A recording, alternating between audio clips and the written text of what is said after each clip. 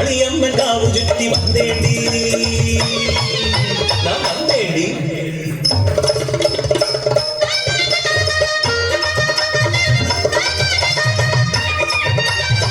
എക്കടി നീ പോകേരേ കണ്ണിയാട്ടക്കാരി കൊണ്ടുപോലെ വലിഞ്ഞ ഉட்காரடி அடியாட்டி நான் சொல்லும் கதை கேளடி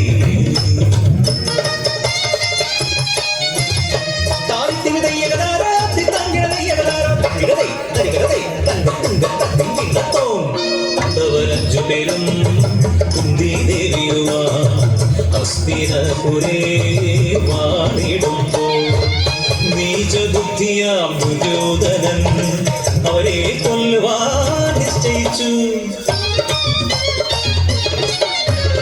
എന്റെ കുലവീരൻ ഭാരതമലയൻ ഒടിവിദ്യകൾ അറിയും പെരിയ മന്ത്രവാദി വിളിച്ചു വരുത്തി മലയനെ വന്നവൻ നിഴൽ കുത്തി കൊല്ലുവാൻ ആജ്ഞ നൽകി.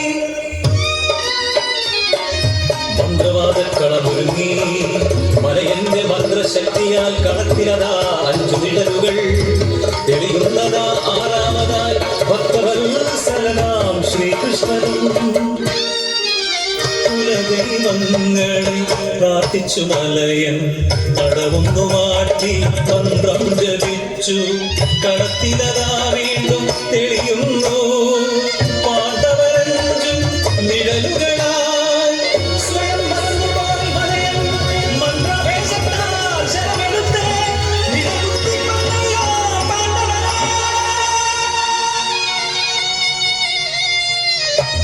കഥ തീരും മുൻപേ കരയാതെടി കണ്ണേ ഇനി சொல்லும் കഥ കൂടി കേളുങ്കടി.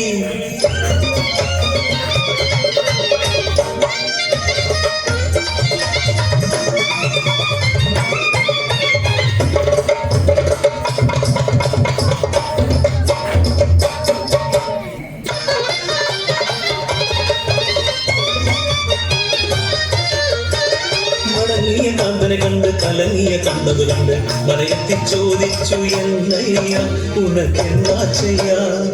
കരഞ്ഞു പറഞ്ഞു മലയൻ പാതി ഞാൻ കുന്തി പുത്രരെ നിഴൽ കുത്തിയെന്ന്.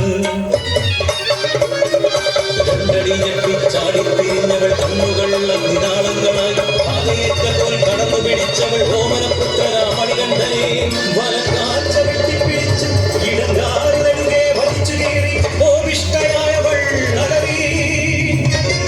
നീചനാം മലയാ അറിയണം നീയും പുത്രശോകം. രക്താഭിഷിക്തയായി ഓടിയെത്തിയവൾ കുന്തിദേവി തൻ സന്നിധിയിൽ.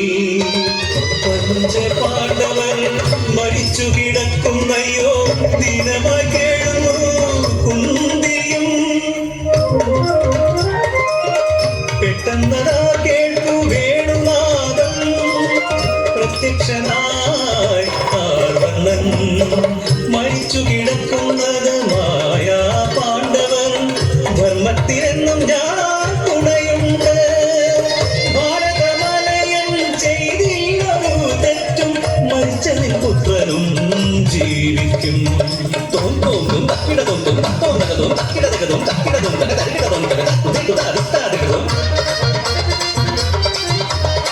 ഞാൻ சொன்னில்லவா கதை கேட்டாலே உண்மையாமென்று. நில்லடி சும்மா போடாதடி பசி எடுக்கான் துப்பம்னு தன்னே போடி அடி போடி.